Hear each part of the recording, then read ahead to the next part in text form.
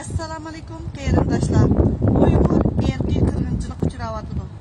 Erkiy qirg'inchilik uchirgan millat zimin deb chiqdi.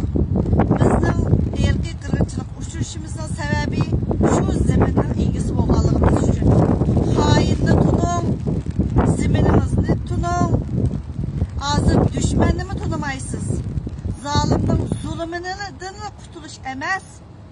Zolimni tunisangiz, şu ziminga ega bo'lsangiz, zulmdan qutulganingizda aslang. Hayron qolaman, xoinlar bunda quvvatidi, anda quvvatidi deb ayrim xonamni bugun to'shtirib etibsiz. Tunögün Mevla Yasin efendimninki shu suhbatini anglab, ondan keyin jiq narsalarni o'ylaganlarni yezibdi ba'zilar, yig'lab ketibdi. Nimishga yig'ildingiz desam, mush xoinlardan qanday qutulamiz deysiz. Siz qopib qutulsiz dedim. Facebooklarımız qop-quruq. Uyg'urning erkeklerini, qahramonlarini oldimizga atdi, jinoyat chiqib atdi. Lekin zuvan chiqamadingiz. Facebooklarimiz qop-quruq.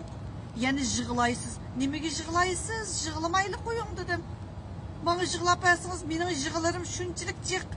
Yig'larimni mush Facebookda ifodalayapman. Tirishchanlik bilan u davlatga, bu davlatga xat yozib ifodalayapman.